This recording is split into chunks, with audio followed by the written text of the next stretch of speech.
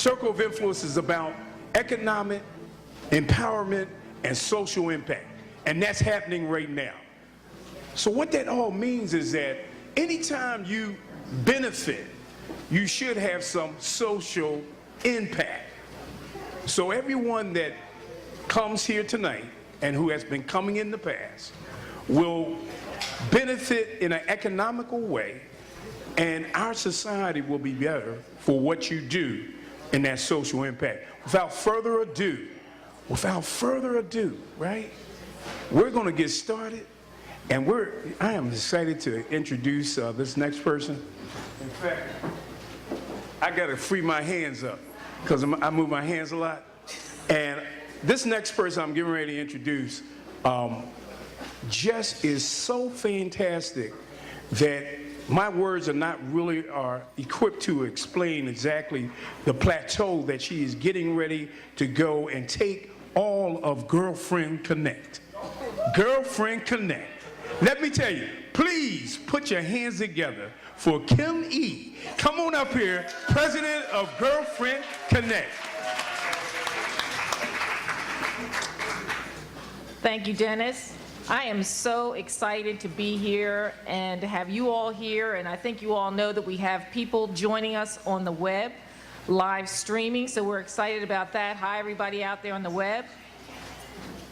We are here using this technology, live streaming, for the first time, so those on the web, bear with us. We're trying to try something new for some of our future events, so thanks to everybody who is cooperating in that respect. A little bit about GirlfriendConnect. We're about saving you time by providing one-stop shopping to valuable resources and information to educate you about living your best life, both personally and professionally. In addition to events like this, GirlfriendConnect offers Business Connect, a service that offers options for affordable marketing and advertising to small businesses, and services that help support your business growth through information, interaction, and support. Our goal for this evening's Fearless, Focused, and Free event is to kick off our 2014 GirlfriendConnect theme of transitions. I think we can all relate to that. Providing meaningful information and resources that address the many transitions that we're all experiencing in our lives, especially as we start to get older, such as job changes, family, friends, health. This series will culminate with our Bermuda retreat in October, and you'll see you have information on your tables about Bermuda, and we'll talk about that a little bit more later. So without further ado, I'd like to introduce Cheryl Washington, our moderator for this evening, who will introduce our panelists. Thank you.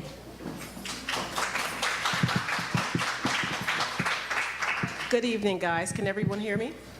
Okay, great. Thank you for joining us tonight on this beautiful, rainy Tuesday evening when you could be doing something else, but we're glad you decided to share that evening with us. We have a great panel discussion, and as Kim explained, our focus is being fearless, being focused, and being free. Those are the 3 Fs, as we like to call them. We have an esteemed group of panelists who I'll call up. And I have some questions that actually were sent ahead of time that we'll address, but we'll also take questions from the audience. We're going to do each topic one at a time. So the first segment will only be questions that will deal with being fearless, because that's my favorite one, so that's what we're going to do first, okay? And if you have a question, please write it down during the segment, and we will, Marcia, who will be sitting up here, just raise your hand and she'll come get your question and bring it up so that we can address it here. We may have some time also to take some internet questions if they come across while we're speaking. We want to try, and we have a timekeeper here, Twyla, in the first. She'll keep us honest so that we don't run over too late and disrupt your schedule, so we can get on with the rest of the program. So without further ado, I'm going to bring up our panelists one at a time. Okay, first we have Miss Betty Potter. Betty, okay. Betty is an author, bereavement coach, a lecturer, and CEO of Blessed Are They That Mourn. Hi, Betty. Next, Dr. Victoria Johnson, if you'll come up, please. Dr. Johnson is an author, a professor, a community activist, and founder of McIntosh and Shuby Associates. Thank you. Thirdly, we have Dr. Okusawa Ali Sibre. Okay. Dr. Akusawa, they actually call her Mama, but I said I was going to leave that out. But okay, she's known by many titles, which include author, entrepreneur, radio show host, or an ordained minister, just to name a few. Welcome, Akusawa. And lastly, but not least, we have Dr. Beverly Richards.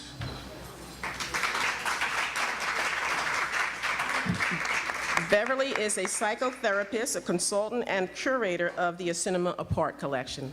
Thank you, Beverly. Now, in the interest of time, their complete bios are on the back of your agenda, so you can look at those at your leisure. Okay. All right, it's been said that whatever you think about defines who and what you are. Our discussion this evening deals with elements of becoming who and what you are, who and what you want to be, and how we can make that happen personally and professionally. It's an introspective conversation that has a direct, tangible, and outward impact on attaining your goals and dreams in your business and your personal life, and your career and retirement for those of us who have transitioned there. And while there are many paths that lead to the same place, there are some paths that are easier and more direct and are based on profound wisdom from the ages.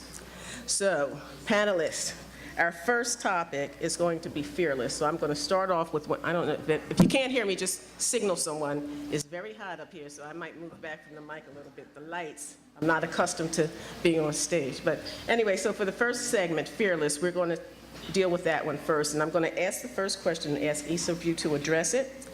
All right, but first I want to start with a quote from Oprah, because she's one of my favorite people. Whatever you fear most has no power. It is your fear that has the power. The thing itself cannot touch you, but if you allow your fear to seep into your mind and overtake your thoughts, it will rob you of your life. And that's a quote from Oprah. So the first question I'll have each of you address is, what have been the tangible benefits to you and or your business by being fearless or working through your fears? Okay, and I'll start on my far left. So, okay. Thank you.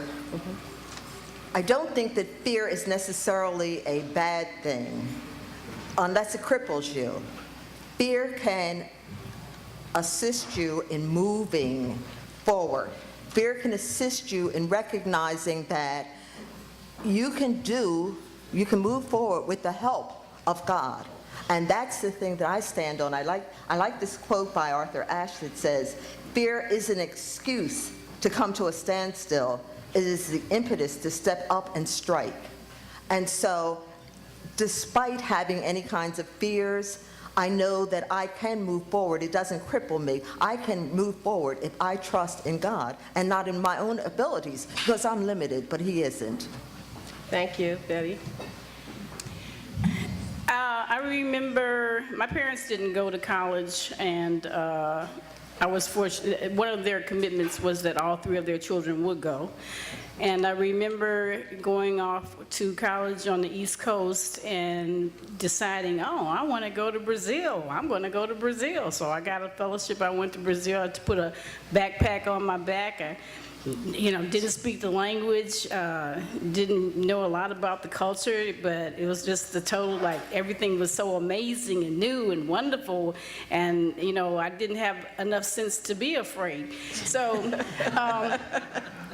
after that, I just spent about 6 years of doing amazing, unpredictable things. Of course, my family thought I was a little off, but every time that I went as far outside of my comfort zone as I could go, something super exponentially amazing would happen. I might have one grant and end up with 5. I might have one short thesis and end up with a book. I might have the book turn into a movie. I can't tell you how amazing your life will be when you don't have enough sense to be afraid. Thank you, Victoria. Akusawa? Peace, everyone. Peace. I'm sure a number of you might have heard the acronym FEAR is false evidence appearing real. Is that for myself, in terms of being fearless, even though I'm real tall, I was afraid of heights. And I was asked to do a workshop for stress management. And we climbed up the highest mountain in West Virginia, Dolly Sod. And it took me a long time to get up there. And when I got to the top of the mountain, I said, well, how am I going to get down? And I saw some of the younger people who just laid on the ground and rolled down. I said, that looks like a good idea. That looks like a good idea. And that's exactly what I did. I laid on the ground and rolled down the mountain. And I rolled into a ditch, out of the ditch, just rolled 3/4 down the mountain. And when I came home, Spirit talked to me, and I wrote about 38 different poems that I was able to overcome what I perceived was an overwhelming obstacle. And I believe that that's actually what both of our panels have already talked about, is not having sense enough to deal with the false evidence, but also surrendering and having faith that you can move past whatever those obstacles are. And the result of my 38 poems is my daughter and I actually wrote our first book together. So you can move past it if you just don't have the sense and also have faith. Good, thank you. Beverly? I think personally, tangible evidence of not having fear would be to say that when you experience fear, which is a natural phenomena, and actually it can serve a purpose. For me personally, fearing various steps in my personal and particularly career life, the fears have put me in a position to look at and dissect the fears, what it was that was frightening, scary, a challenge, an obstacle, and then subsequently move towards either eliminating, researching, getting support for, learning more skills, taking baby steps, developing a plan. So the point being, fear can serve a purpose if it doesn't immobilize you. It can help you to look at what you need to do so that you don't need to be afraid. And I believe that when you start with the fearful thoughts, they in turn influence your feeling, and that in turn influences your action. So you really do have to work on the thought of not being afraid, which will help you to feel more courageous, more faithful, more hopeful, which in turn will allow you to take the action that you need to do. Thoughts dictate feelings, dictate action. So if you can change your thoughts, then you're on your way to feeling and doing more. Thank you, Beverly. Now, that leads to the next question that I was going to ask. Actually, thank you for your answer there, is how would you describe components of fearless living? And by that, I mean, you know, certain things, certain people are fearful of. For myself, you know, I retired, and I was fearful to do that because you get used to a paycheck that comes in and you get used to a certain lifestyle. And I took that leap and I did it. And I can't say that I'm over the fear yet, even though it's 3 years later. But still, what are some components of fearless living, and how, and that's not directed at you, Beverly. I'm going to ask if any of you would like to take a shot at that answer.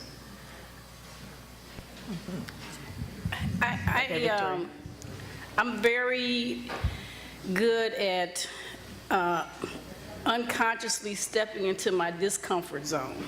Okay. I've been a consultant for over 20-something years, and usually don't know where the next contract is coming from, but it always comes. I don't feel, I never did, I was a professor for 22 years, but I cashed in pensions to send my children to college because I always knew that they're still printing money and I'll get some. You know, I believe in the law of attraction, and I believe in the abundance of infinite possibilities. And so I don't really, and I think that it's really important to surround yourself with people that also feel that way. Right. People that don't constrict you, that don't judge you, that don't limit you. Because as long as you believe in the field of infinite possibilities, you will constantly connect to the power from all sources. They will come, you meet people that you didn't expect to meet. The people that you didn't expect to meet will introduce you to people that you didn't expect to know. I didn't expect to be here tonight. So, you know, life is a wonderful experience if you don't constrict yourself. Okay, thank you. Anyone else want to add to that? Since I believe that we all have a purpose and a mission, that getting out of our own way allows you to be able to experience that. And a lot of times what I have suggested to folks is that write down all the benefits of being in your fear, and write down all the things that can occur if you're not afraid. And generally that list is a much longer list. And if those are the things that you want and you go after it, you get excited about doing that. And that's generally what I do for myself. The same kind of information I give to clients, I use for myself on a regular basis, because we have a number of things that we don't know. We have the unknown. And the first thing that comes up in your mind is, I don't know about that. And if you allow yourself, you go into a fear thing. As opposed to that, I go into, oh, this is something new. Let me challenge myself. Let me see what's on the other side of that. So living an excited life, being excited about the possibilities has allowed me to be, I guess, fearless. Okay, thank you, Kusua. Do we have a question, Marcia, from the audience here? Okay, do we have any from the web? Are we streaming? Nothing from the web. All right. If we don't have another question for Fearless, I'll just ask if any of you have any closing thoughts before we move on to the next of the 3 Fs. I would like to add, just in regard to being fearless, that a big part of being afraid is your belief system and operating or living your life habitually. So if we stop and we take a look at the things that we're afraid of and think carefully about where that fear is really coming from, what is it basically that we're afraid of? Is it something as simple and general as fearing failure, or is it something more specific in regard to our relationships, like perhaps being fearful about surpassing loved ones, or somehow having to change a lifestyle so that you no longer fit into the scheme of things that you're comfortable with? The idea of changing your belief system is really basic when it comes to becoming more fearless. You have to believe that you can achieve. You have to believe in what it is that you want to do. You have to believe that the possibility exists that you can have what it is that you set out to have. And there's a process of doing that, and that's something we could talk more about when we talk about being focused. But there's definitely a beginning that originates from your belief system and moving forward from fear. Okay, thanks, Beverly. We have a question? Yes, someone... Dennis doesn't, and he doesn't need a mic, I see. I just, just voice up a little bit. Someone mentioned about getting out of the way of yourself. Yes. I need you to elaborate on that, because part of why this is happening so wonderfully is that people get out of the way of themselves. Right. So please elaborate on that. What does that mean? How do you do that? And how do you actually realize it? Because some of us are leaders, all of us in this room are leaders, right? Right. And that's our number one problem, issue, I should say. Well, for me, is whether you have clear vision or are blind to the things around you, is that there are oftentimes obstacles that you make greater than they are. And that in order to overcome them, you have to break that down. I think there's a saying, how do you eat an elephant? One bite at a time.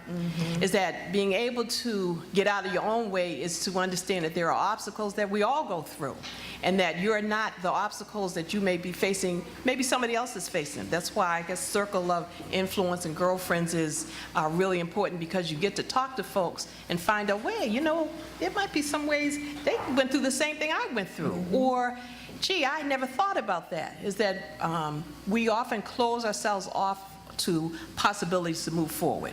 we close ourselves off to the resources that are right around us. I had a radio show, and I was looking for different guests to be on my show, and my 9-year-old, she's much older now, asked me, well, Mom, you said that eating vegetables locally was beneficial to you, so why aren't you looking locally? Why aren't you looking at right around you for your resources? And that made me think about a lot of different things, is that we all have people right around us. We may not necessarily know who they are, but we all have people right around us that can help us to move to the next step, whatever that step is in life.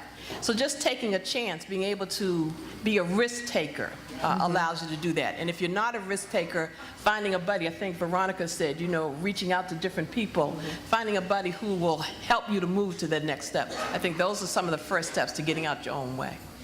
Did that answer your question, Dennis? It's there.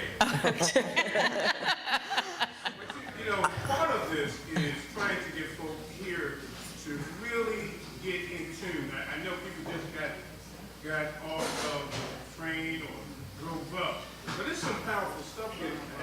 Someone else mentioned something about fearless, and I just want to, is there any other panel can talk a little bit more about fearless? You said fearless. For me, it's a process. I go through the anxieties and what have you. For instance, tonight is one of them. When I heard that I was going to be on a panel, instead of being in my own safety zone, away from lots of people, then I got very anxious about it, not because I'm not used to talking to people, but because I'm a facilitator. I'm very comfortable with facilitating. I'm very comfortable with meeting people eye to eye and, on a particular level. But I've never been a panelist.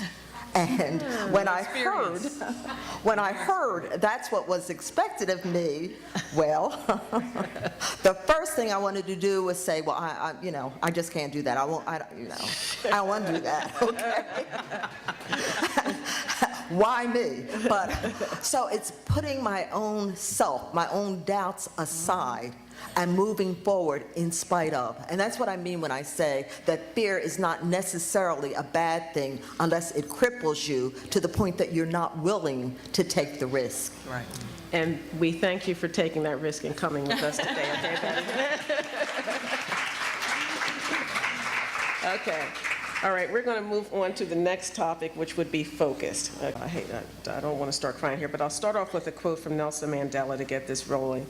I learned that courage was not the absence of fear, but the triumph over it. The brave man is not he who does not feel afraid, but he who conquers that fear. Nelson Mandela. Actually, that could go to fear or being focused, but he was the most focused person that I know. Do we have a question before I ask the first question? I just want to make sure that we give everyone in the audience a chance to speak. Okay, if you haven't passed a question up, I'll start with something. What are some habits that anyone can develop to help with the ability to focus on anything? And I'll just take whoever wants to answer that first, take a stab at it, and then we'll go from there. Okay, I'd like to start. I think that to be focused is to really get in touch with your passion and your purpose. And once you do that, it's not difficult to focus. And one of the ways to do that is to think about what it is that you do and you enjoy so much that you're oblivious to how much time has passed, how much you have gotten accomplished, how much you're doing it without difficulty. That may be something creative, it may be something physical, but if you get in touch with what your passion is and you think in terms of why you're here, what is the point of your being on this earth, it becomes very simple. If you enjoy being with people and helping them to do things, if you're a teaching person, a helping person, if you're a creative person, but getting in touch with your passion and your purpose is the beginning of being able to then get in touch with your skills, gifts, talents, abilities. And those are the things that can move you forward and help you to stay focused. When you attempt to do something, as a high school counselor, I had young people who would come in and say, well, I'm going to major in computers because that's what my parents think I should do.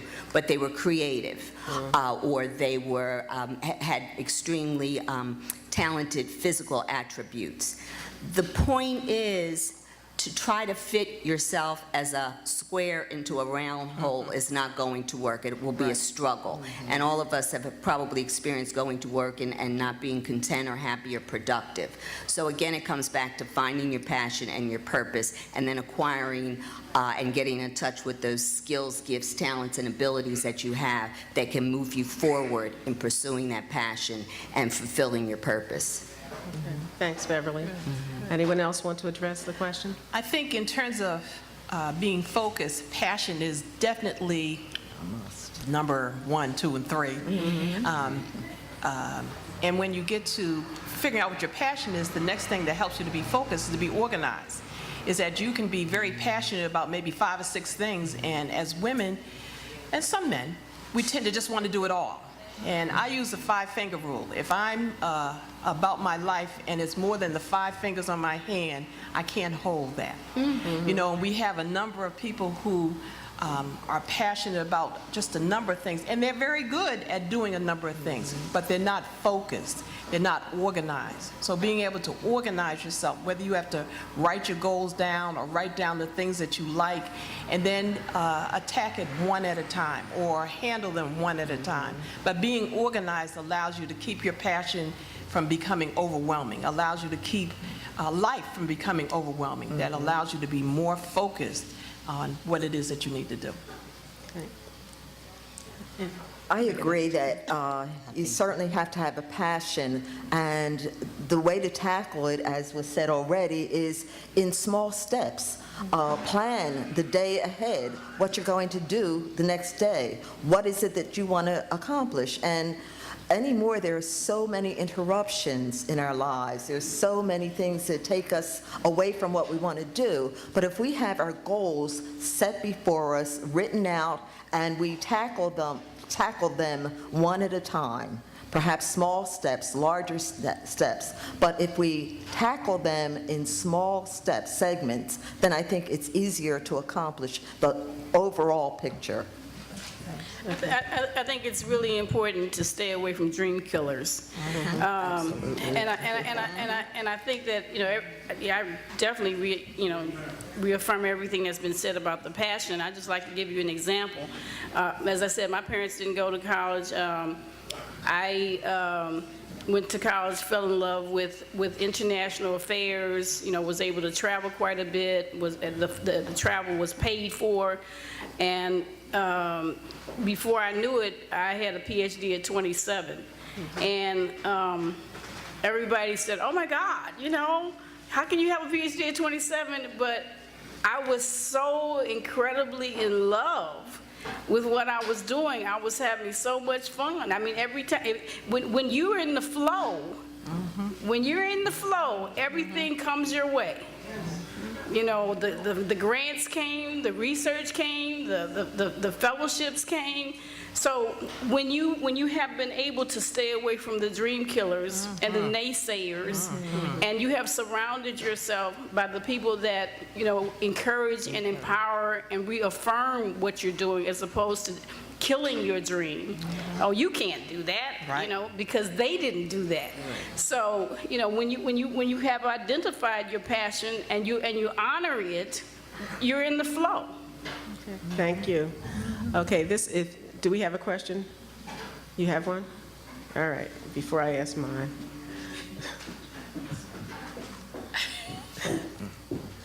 And thanks whoever turned the heat off up here. Thank you. I was sweating. How do you stay focused when the people around you don't support what you are doing? They're naysayers and negative. Okay, well, we kind of had that answered before anyone asked it, but if anyone else would like to elaborate on that. I'll tell you a quick thing. Les Brown used to say, if people were talking about something, let's say someone was saying, oh, girl, are you going to do that? Or why are you doing that? Or I don't think that'll work. He would hold his hand up and say, hold it. If it's not going to help me to grow, we got to go. You know, so many people have gotten my hand in their face. Well, hold it. It's not going to grow.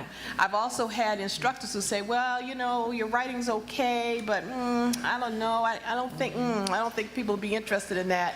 And years later, I saw that same instructor, and I told him, well, I'm working on my 4th book, and he had to swallow his words.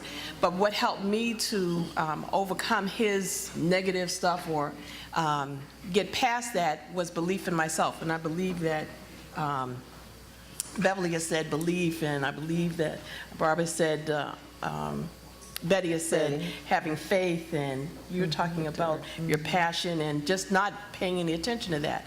That we all have gifts, and that the people who try to rob you of that, or the people who try to discourage you, they may have their own challenges. And when we look at that, you sort of let them do their thing, and you do your own. Thank you.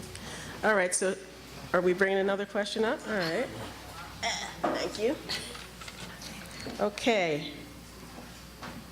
All right, I just need to make an announcement. The website attendees can email questions to info@girlfriendconnect.com. Again, that's info@girlfriendconnect.com. Thanks. All right, just a quick question from me. You ladies are very successful, and it's very interesting hearing what you've achieved in your life. Without being too personal, is there a time that you've lost focus in your life, and how did you regain that focus? Without getting all up in your business, you know, don't. If there's anything that you can share, you know, that may help some of us who are going through some things. Okay, Kusama. I'm in my 6th decade, I guess. So each decade I've had different things where I've lost focus. The first one was I have children. Yeah. And at 28, I was a divorced woman, and I had 2 children, and I am a nurse, and I sat on the floor and said, I'm just going to go crazy because I don't think I can handle all of this. And I just sat there rocking in the middle of the floor. Just, you know, I'm just leaving all of this, I'm going to go crazy. And my children hugged me and rocked with me. I mean, they rocked with me for a good hour. It's like, okay, wait a minute. I'm not going crazy. The children aren't going anywhere. I'm going to have to figure out how to go forward with my life, not letting what I thought was going to be my life and the disruption of that keep me from moving forward. And I believe that that was spirit. I believe that that was my ancestors talking to me, the Creator talking to me to tell me, you have a responsibility, you know, one that you basically agreed to, and you have a lot of gifts. And that allowed me to move forward in that decade. Now, another decade, I had to make a choice of keeping my business open or paying for tuition. And even though having the wellness center was my passion and I was helping a lot of people, again, I had a responsibility to that. The most latest that sort of took me off case was my mother dying. And when she made transition, she had always supported everything that I've ever done in life. And I would call her, and I went to pick up the phone not too long ago, and she wasn't there physically, but I felt her spirit by her picture was in the room, different things that she's done, different things that she said to me, and I focused on that, and that allowed me to get back to wherever it is I needed to be. Thank you. That's helpful. Did you want to address it, Victoria? I have had a lot of loss, and a very calculated loss. In other words, you know, I was born by myself. Nobody's crawling in that casket with me. You know, I have to live a life where when I look in the mirror, you know, I can look back and be happy with who I'm seeing. It's very important for me not to live a life of regret. They say that it's the things that you wanted to do and didn't do that bother you the most. It's not the failures.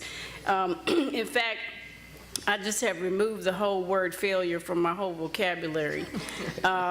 You know, I was a single parent in a city all alone with no family. And starting a business, and before it was over, I had a foreclosure because I made the decision to suck every dime out of the house to make sure that they could go to college. I've had repossession of cars, like maybe I'm 2 days late on paying it, I come out with the key and it's not there. I have, three marriages and divorces because if we have, everybody doesn't stay for the party. Some people come to the party with you, but they don't necessarily stay for the entire party. So, I have accepted that, people come into your life for a reason or a season, and sometimes for both. And yet, the best is yet to come. Yes, yes. And so I just think that it's very important for everybody to decide to be comfortable with who they are. And if you are only going to be comfortable because of how other people define you or respond to you, you're going to be a very uncomfortable person. In fact, they have already proven that the mind-body connection, people that suffer, that have cancer or have a lot of regret, that their bodies have absorbed this unhappiness. So none of my losses, I would do them all over again. I'm very happy to be where I am. I'm exactly where I want to be, and I can see even greater possibilities coming because the more I continue to grow as I take more risks. Right. Thank you. Do we have a question over here? We're talking about focus, we're talking about being fearless. Sounds like all of you have been very, very successful. I wanted to connect that to your circle of influence. How did you develop your circle of influence? Very good question. Yeah, good question. Who wants to take that one? That's an interesting one. My circle of influence has always come from the divine. Okay. So I don't have to do anything with it. What I have to do is I have to be true to myself. I have to connect to my passion. I have to call forth whatever it is that I need from wherever it's coming. And it comes. So, I've had political connections. I ran for city council when I lived in Chicago for 25 years, and, without even asking for it, people were giving me $10,000 checks. So people that I didn't even know who had been watching my life and thought, oh, this woman is a rising star. I've always considered it a great benefit that I never won. Because I probably would have been a one-term alderman because I feel like I have integrity. But I never could have calculated being in this organization or being in this setting. I never could have calculated the relationships that have led to me being, a guest once a month on a radio station in California. I never could have calculated, publishing my book and going all over the country and talking about it last year. So I think it's a misconception that we can construct that network.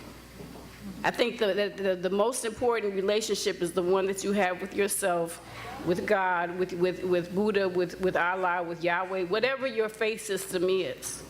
So I just think that possibly may be part of the problem. Okay, does anyone else have a different experience? I think it's important to surround yourself with positive people, but I'd like to step back just a little bit because I am a retiree. I retired at the age of 55 as a human resource labor relations director, and I was under tremendous stress, and I decided that stress brings cancer, and I certainly don't want that.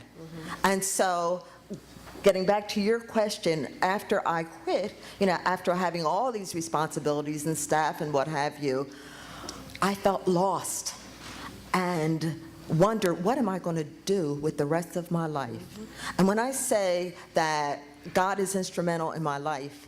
It had not occurred to me, I had no plans to be a bereavement coach, but somehow I found myself going into training. Somehow I found myself reading so many books about loss and death, etc. Somehow I found that all of the past experiences culminated into what I'm doing today. Example, and I don't want to get real, but an example is that my best friend was murdered by her sister's husband. Oh. Excuse me, by her sister's boyfriend, not husband. When I gave birth to my daughter, my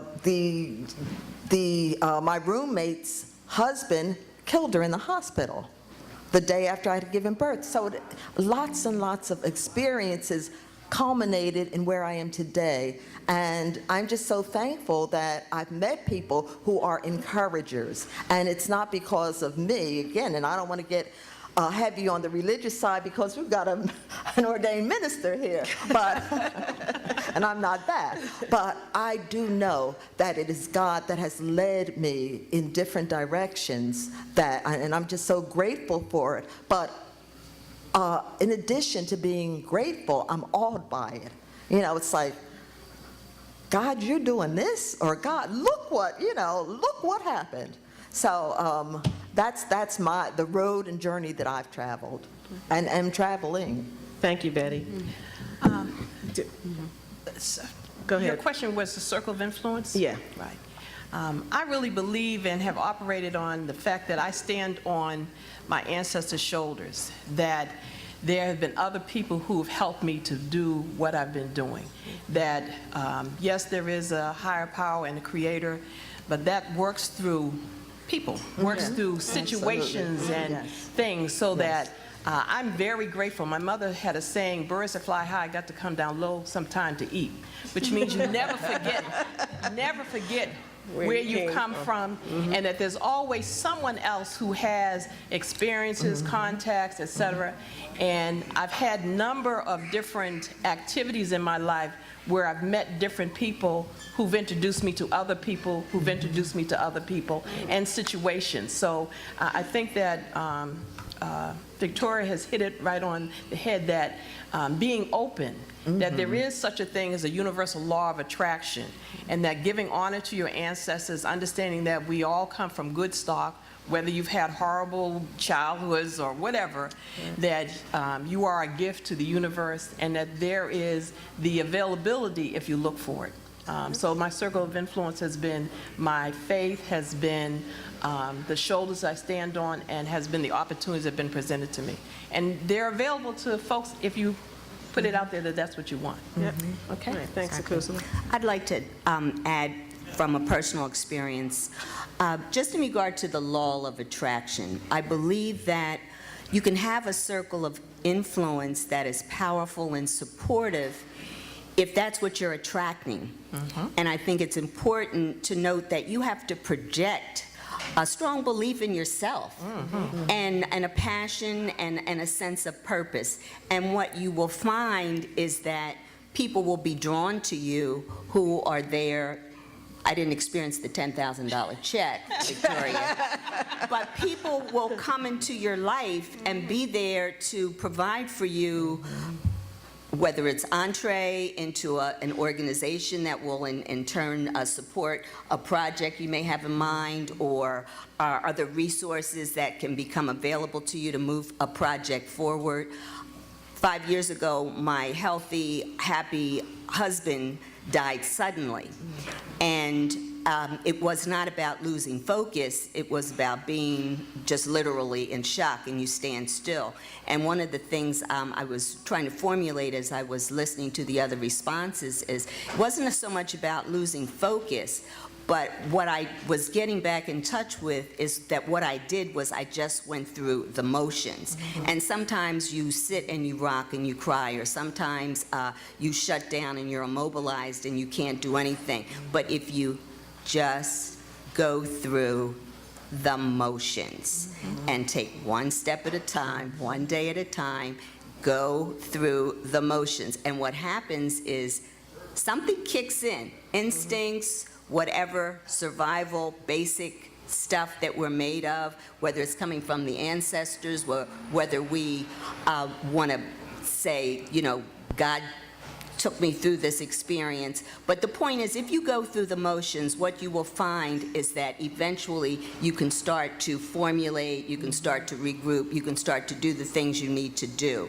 And out of that kind of experience, for me, came a whole new career and a whole new path. And now I'm curator of a Cinema Park collection, and half of that collection is now in the Smithsonian Museum of African American History and Culture, to be completed in 2015.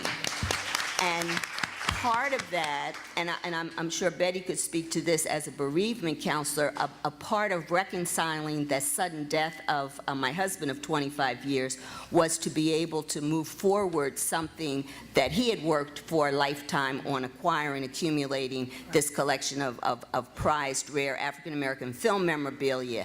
And that had been his dream. And it was going through the motions, talking the talk, walking the walk, letting people, everyone I knew, everyone I encountered, know that these pieces were here, they needed to be someplace very special, and people started to come into my life. And so that circle of influence has grown because of, I believe, what I projected, and because I started basically just going through the motions, and then it kicks in, and then before you know, you're soaring. Well, I want to give the panel, we're not done, but I just need to give everybody a hand here, because that was very thought-provoking and some very personal information that you all shared with us, and I really do appreciate it. The time was over, but I was flagging my, saying, you know, we're going to keep going here, okay? Okay, we have a question in the back. I just want to push this circle of influence a little bit more. Okay. And I want to ask a specific question. The question is, when you're getting ready to start a new project, now all of you up there are world travelers. When you go to a new situation, how do you determine, I guess, you know, if you're in a new place, you haven't done anything there, how do you determine who to connect with? Isn't that the beginning of a circle of influence, or how do you develop that project, and that project takes you to develop some type of circle? So if you can elaborate on that. Just a brand new project. I know some of you have written books, probably have a brand new one already set, getting ready to come out in late 2014. I know you do. Or 2015. So how do you connect to move that project? Okay, are you addressing? All right, so whoever wants to volunteer to take that one first can push that one off. And I think it's a personal experience. I don't know if I think you're talking about two different levels. You're talking about actually physically being someplace foreign or different, and then also having the experience of doing something that is somewhat undefined. You can have parameters. Every project has certain parameters. You know, these are my goals, these are my timelines, these are my objectives, etc. But the unexpected becomes built into that. I'll give you an example. I'm the volunteer state coordinator in Pennsylvania for something called Pennsylvanians for Healthy Workplace legislation. Workplace bullying is a big thing now, okay? So 4 years ago, you know, I was bullied in a situation. I Googled some kind of resource, discovered this organization. They didn't have a volunteer coordinator. I volunteered to coordinate it. We had 25 people in the state of Pennsylvania in over 38 counties that have created enough momentum that the General Assembly now has HB 1179 in place and will be passed. So what am I saying? I'm saying, like, I don't know where those 400 people came. They came from the fact that I wouldn't give up, and that, you know, we have attrition. You know, part of what throws people is they say, you know, well, I had a board and the 2 people didn't come to meetings anymore, and so I quit. So I'm saying you're going to have attrition. You're going to have people that can't go the distance. If your objective is to create a circle of influence, as we have here, then the next time, each one bring one. I mean, there isn't a person that's here tonight that isn't going to talk about this event. And it's live on the web, so there are many people that we don't even know of who are going to talk about this event. So once again, it gets back to passion. It gets back to focus and never giving up. Thank you. Go ahead, I'm going to, Koso, I didn't mean to cut you off. You can address it as well. Yeah, I'm not sure where you're going with the question. What I think is that if you're starting, whatever project you're starting, one of the wise things to do is to find out who may have done something similar, and connect with that person or that group so that you can get more information. Networking is very important. A lot of times, though, if you are passionate about something and if you have faith, those things sort of happen naturally. And a lot of times when you sort of push for it, it doesn't necessarily happen.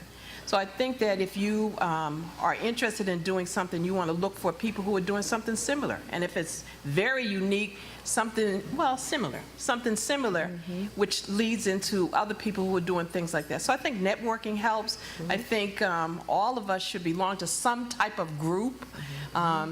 Because it's hard to do things by yourself. Matter of fact, most people don't do things by themselves, that there's always somebody or something or some group that helps them to move forward. So I think that that's important, that you connect with other people who are doing like things or have like minds. Does that answer your question? My questions are always to stimulate.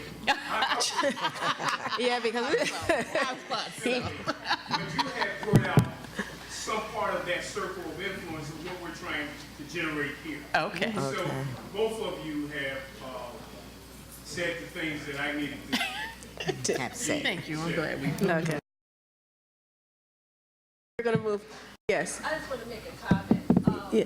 to answer the circle of influence question. I'm a very passionate person, as everybody knows. Oh, Lord, yes. We know. And I like to connect with people that have the same values, the same mindset that I have, and who are also passionate. So even before I have an idea for a project, I gravitate towards people that are like me. Don't necessarily look like me or same age or same gender, but they are like me. And sometimes something special happens when you're in proximity with people like that. Circle of influence was an idea that Dennis had. He didn't even really articulate it. But when we connected after, 15 years, I knew he was a good person. He knew I was a good person. And we trusted each other. And our circles were trustworthy people. And when we came together, it was born, and that's why we're all here. And then GirlfriendConnect, who is a brainchild of my friend Kim, she's a good person too. And we attracted people like that. Now we have those two circles of good people that come together. So I look for passion, purpose, and sincerity, authenticity. And then the rest happens. The circle just happens. Right. Yeah. Thanks, Lydia. We're going to move on to the next topic because we're running out of time. And then at the end, we can address some additional questions. So let's get, the last thing is free. Okay. And I'm going to address the first question to the panel, and I'll ask each one to speak on it. What does freedom mean to you personally as an author, an entrepreneur, a health practitioner, a coach, a psychotherapist, or an educator? How has it manifested in your life? How has the freedom piece of it manifested in your personal lives? All right, who wants to take the first shot? Okay, Beverly. I'll start by simply stating freedom for me, I think, emanates from being self-directed. And if you don't allow yourself to get caught up with shoulds and need for approval and staying in your lane and only doing things in a traditional way, then I think you can be free. So I think bottom line is believing in yourself and being comfortable with who you are, which allows you to move forward and do those things that you need to do. Do the things that I think each one of the panel members has mentioned throughout their lifetime of kind of stepping out of the conformity and the confines of tradition. But you really do have to have strong self-esteem and a belief in who you are and be self-directed to be free. Excellent.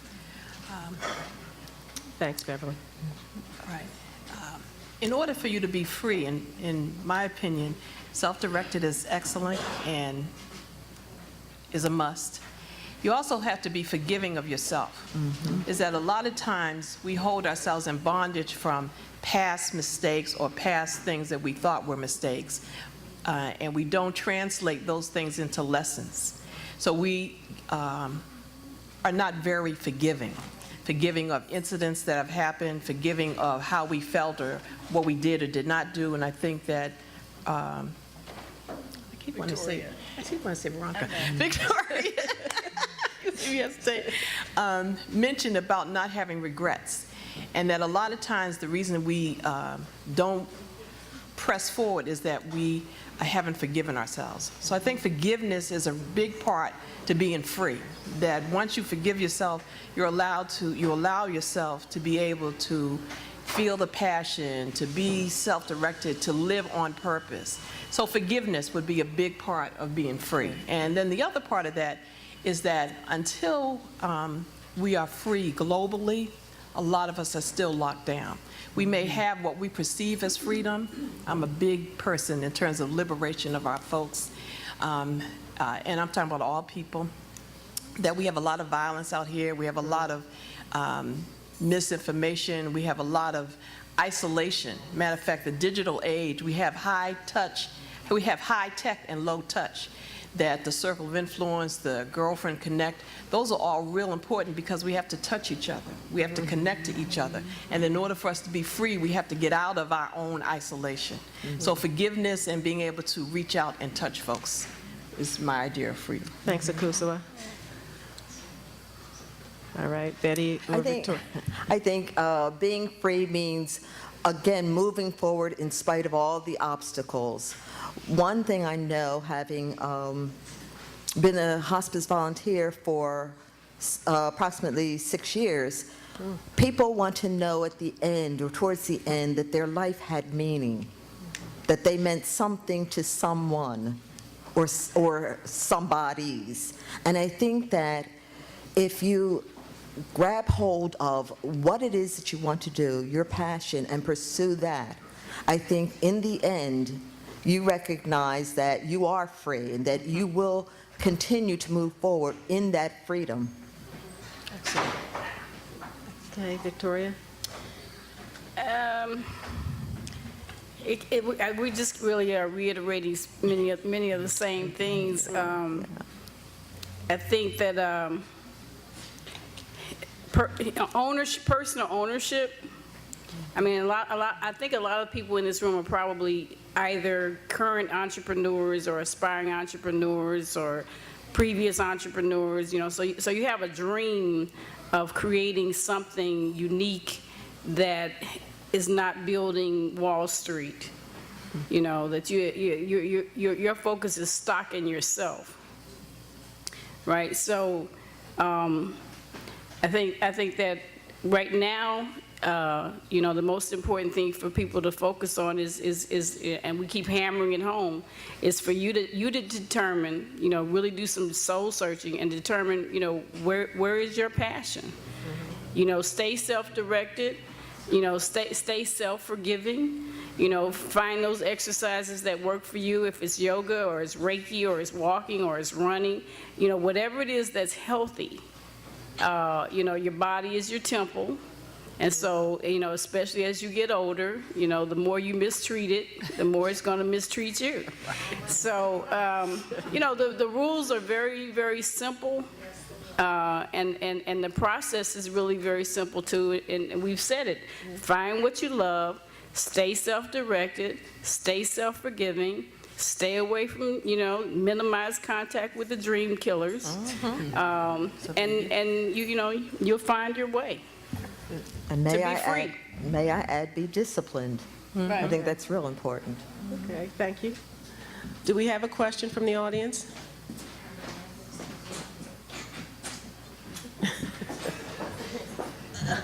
Thank you. Give me a chance to stand up, too. Okay. Don't you think you lose some of your freedom when you get married? Okay. Hold on. I don't know who put up this question. Oh, I see who put it up. Okay. All right. Don't you think you lose some of your freedom when you get married and have to share your life and your goals? That's part one. Okay.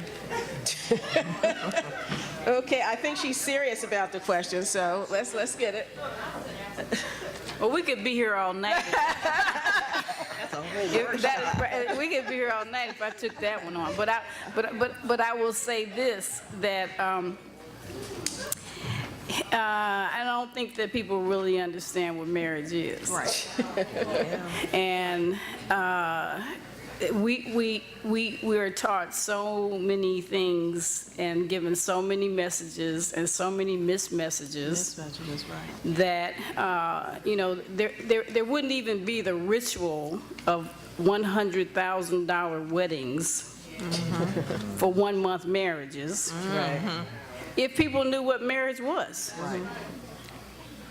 So we have in this society right now a lot of jealousy, a lot of greed, a lot of misuse of other human beings.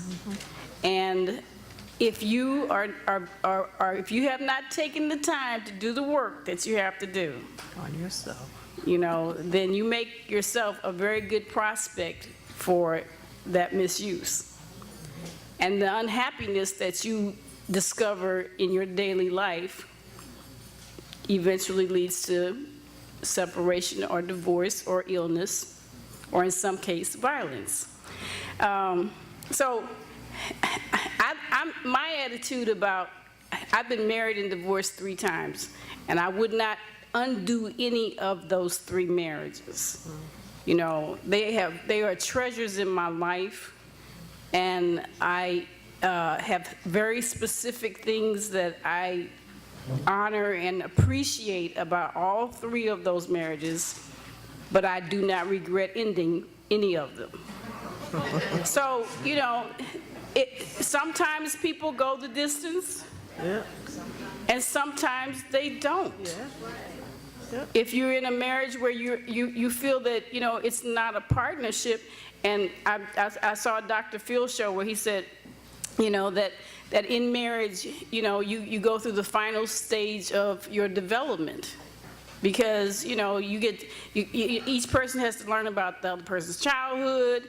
You have to work out and undo and unlearn and learn new things and compromise. And so if you're in a relationship where compromise is not an acceptable and meaningful concept, that's never going to happen. So, as I said, we could be here all night if we talk about this one, but basically, marriage is just completely misunderstood. I agree. Yeah.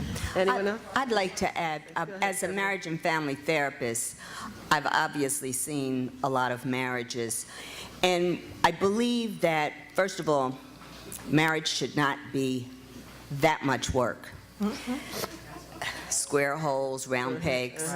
I believe that the work really begins before marriage, and I believe that we seriously need to have a process where we teach young people how to choose partners and how to be in a relationship. Because if you understand who you are and are in touch with yourself, and again, that law of attraction, and then if you take the time to get to know the other person and make sure that not only do you have things in common, but you have like values and similar hopes and dreams and styles of communication, et cetera, and the list goes on, that you can make marriage work, and it does not have to stifle your freedom or lead to giving up your dream. I believe if you look at marriage as a twofold, a passionate, loving relationship and also a contract, that you can make it work, and it can be what you choose as a husband and a wife and a wife, a husband and a husband. As you choose to make it, you get to design it yourself, but you have to be really clear about that before you go into the legal marriage, so that you don't have those regrets and those disappointments and those afterthoughts that, well, I didn't know I had to trade in my freedom, because it doesn't have to be that way. Right. Thanks, Beverly. Right. I want to get to, if no one else has this, there's a second part to this question that I want to get to, as don't you think you lose some of your freedom when you get married and when you have a child and have their needs come before yours, have their needs come first? Is your freedom, or are you losing it, and can you put your freedom on hold? Because a child is your responsibility. The husband isn't, but the child is definitely your responsibility. So that's the second part of her question. That was my little thing about the husband isn't, but can anyone address that about the child? And can you put your freedom on hold? Well, when you ask the question, what actually is the freedom that people are talking about when they say that? Because all the different roles that we go through in life have parameters, have expectations, have a number of duties to them. And growing as a person, some of those duties, expectations, et cetera, actually help you to grow and actually help you to be freer in your life. Is that mothers, in this society, we take on expectations of the society and not develop relationships between us, not develop relationships with our children, husbands, family, whatever. And we bring to those relationships, whether it's a mother, wife, whatever, our experiences from childhood, from the job, whatever, and we haven't learned to blend. We haven't learned to know who we are. I think Beverly mentioned it, haven't done the work that we need to. And when it comes to being a mother and feeling that you're putting your freedom on hold. I don't know if that's how she meant it, but. Yeah. Right. Yeah, counseling, I think we need to see you. But I joke, but in our society, because we live in such a mixed-up society and we've given such misdirection and not really, we get a lot of verbiage about family, we get a lot of verbiage about relationships, but we really don't have all the tools that we need. And counseling is really a good thing. It really is a good thing, ladies and gentlemen. Meditation is also a really good thing. Not, I used to meditate, I don't know, but really learning to access parts of our brain and our mind. That whole connection of mind, body, and spirit has to happen regardless of what it is you're doing, whether it's being a mother or wife, developing a family. Those are some of the underlying tools that make this question sort of a cloud question. And what I mean by a cloud question is that clouds change shape all the time, and that what will fit with Beverly may not fit with Betty, may not fit with Victoria. Got that name right. Or Kosua. But there's some connectors, and the connectors is feeling love, is being authentic, is having integrity, and being selfless. And when I mean selfless, I'm not talking about being a doormat. I too have been married 3 times, and I figured out that, well, you have to do it until you get it right. And after 35 years, I think I got it right. The other thing is that we have to see ourselves and see the Creator in the people that we see. That we talk about God as if it was some mystical something somewhere else. And actually, when I'm looking at another person, another human being, I'm seeing the Creator, the infinite. I'm seeing that in the other person. That we all, as I said, and I say it a lot, we all have gifts. We all have spirit, and we need to honor that. And a lot of times when we get into relationships, because we haven't done the homework, and because we're into I, and not the we, and because we don't necessarily have compassion for other people, we're really quick to judge. The reason people come into your life is that there's a lesson for you to learn. Just like Victoria said, is that she doesn't regret those things because there was lessons she learned. There's lessons that we learn, and we think that a lot of the activities that we deal with, oh, that was a mistake, that was terrible. The reason you went over it again is that you didn't learn the lesson the first time. How many people, when they were younger, had to trace letters in order to learn how to write? Everyone? Yep. Okay. If you learned how to write, some people didn't learn how to write till later. You learned how to write, you print, then you went to script, and now these days, people learn how to, what is it, texting? Text, right. And now they don't even have to type on the computer anymore. They do what? Talk They to it. talk to it. You know that what we did when we were children, then we were adolescents, then we were adults, have changed, but they had a root and a foundation, and we need to get back to that foundation, which is actually loving the experiences that we're having. Okay? And I think what we're saying here is that freedom is different for everybody, and you have to know what it takes for yourself personally to be free. Yes. 'Cause That's right. You Yes. may already be there. There you go. Okay. Is it another comment before I? I certainly don't think it's giving up yourself or putting yourself on hold. I think on a daily basis, we establish and reestablish priorities. And I think that's what we have to do, whether we're married and or married with children. We have to establish priorities. And each day, the priority might be different, but we can't lose ourselves. It's important that we hold on to who we are and not allow someone else to define who we are. So we've got to be, secure within ourselves. And I think that I'm probably due 2 more husbands. Too. Me too. Me too. I need 2 more also. Okay. Did we ever get questions from the web? We didn't get any questions from the website. Okay, do we have any more questions from the audience before we close down? I see a hand in the back. The lights are in my eyes, and I can't. And do we have a mic that we can pass? I don't know if you actually need it, but. Not yet. Come up here. There's a mic up here if you don't mind coming up to the front.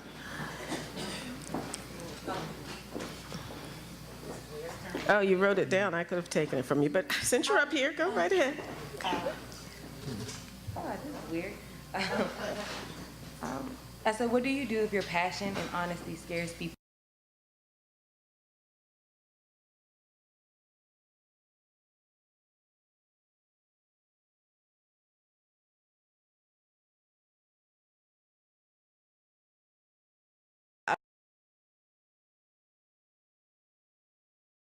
And honesty scares people. But you're young and you don't have position. Okay, you're young and you don't have a position. In order to have a platform, you have to play by the rules. How do you keep from breaking your spirit? So I'm going to try and simplify. What do you do if your passion and honesty scares people? Because I see this as 2-part, but you're young and you don't have a position. You don't have a platform, so you have to play by the rules. And how do you keep from breaking your spirit? So I guess what I'm hearing here is that you have naysayers, and how do you keep from breaking your spirit from that? I don't think it really, it's probably just a misconception that older people know how to do that better. When I was in high school and it was time to apply for college, my counselor told me, well, there's no point in you applying to college because your parents didn't go to college. So let's look at some trade schools. So I was like, well, then it's time for another counselor. So, and then, when I was writing my dissertation on Brazilian nuclear development, I was told that there's no point in you trying to finish this because, Black people don't study Brazilian nuclear development. So I got a Ford Foundation fellowship and went and studied it and wrote the dissertation. So, so I'm trying to say that, it doesn't really matter what decade of life that you're in. Right. It wasn't about the decade, it's just that now, like, if you take a look around, when you take a look around, most people that, I grew up like a baby, my grandmother was born in 1913, I was raised by her. And when I talk to people in my age bracket, they don't have that passion, we were raised much more selfishly. There's a disconnect between the 70s babies and the 80s babies who raised my generation, and that's why they're not in this room. So what I'm saying is, when I say that I'm young, is that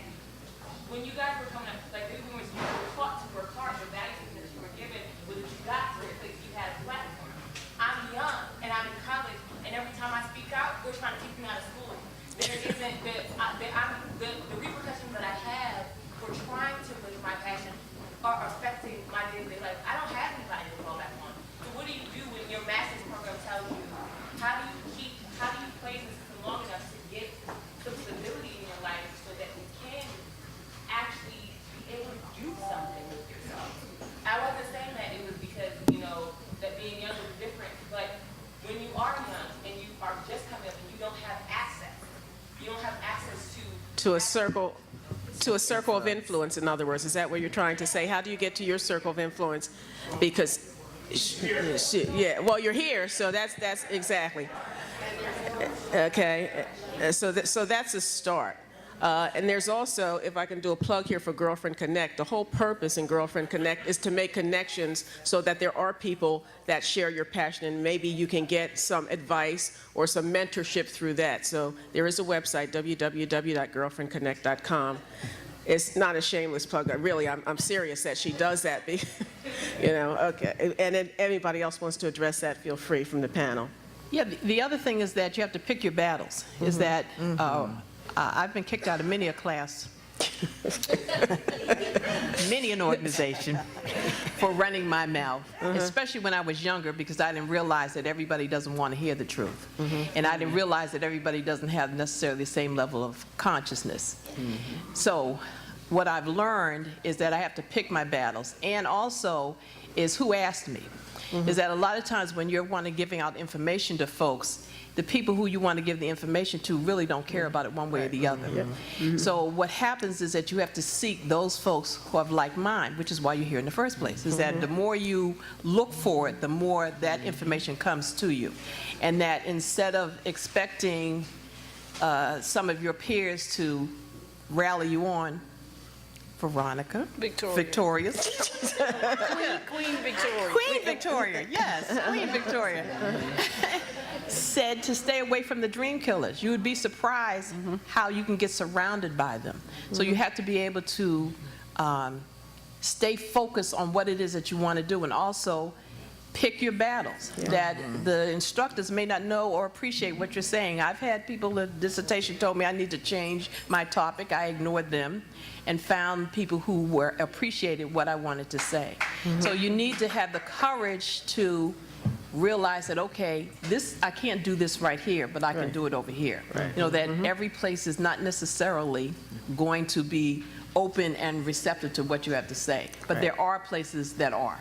I don't know if that helps you at all. That's good. What you said about picking your battle part. Yes, yes. I've had instructors to leave the room and have heads of department come. And Western civilization doesn't allow for indigenous people. And I used to have stacks of books to debate what they were telling me in class. And I've actually had instructors, heads of departments, come in and tell me, you may be correct in what you're saying, but that's not what we're teaching here. So I learned, okay, if I want to get an A and get out of here, then I need to go outside of class and talk about what I need to talk about. And in class, be able to regurgitate so I can get through that process. Same thing in terms of nutrition. I was pregnant in school. The nutrition in nursing school, my nutrition teacher was also pregnant. I was a vegetarian, she was not. So when she talked about whatever she talked about, I just took the little notes, but when I wanted to talk about it, she would just change the subject. And I got a D in that class. When I took the course again, I was a very wonderful meat person, and whatever it was, I got an A in that class. So you pick your battles. You pick your battles, and the idea is to get through it to do what you need to do. So if you're in school, that's what you do. And you don't have to give up yourself. You don't have to give up who you are. You know that you can be, there's a movie called The Spook Who Sat by the Door, and he went through the whole training so that he could take it back to his people. So you can go through certain things, get what you need to get, and go on and do what you need to do. Okay? That's good advice, Akusaba. We'll take one more question. My timekeeper stopped giving me signals since we're running. We'll take one more question. If we don't have another question, let me just scan the room. I see, okay, we see Dennis coming up here, so Come on. He doesn't need the mic, so we're going to let him roll with his own question. And we'll cut him off if he gets too long. Okay. Okay, all right, no problem. Okay. Oh, all right. So if there's no questions, I'm going to thank the panelists. Okay, thank you guys for being here. Okay.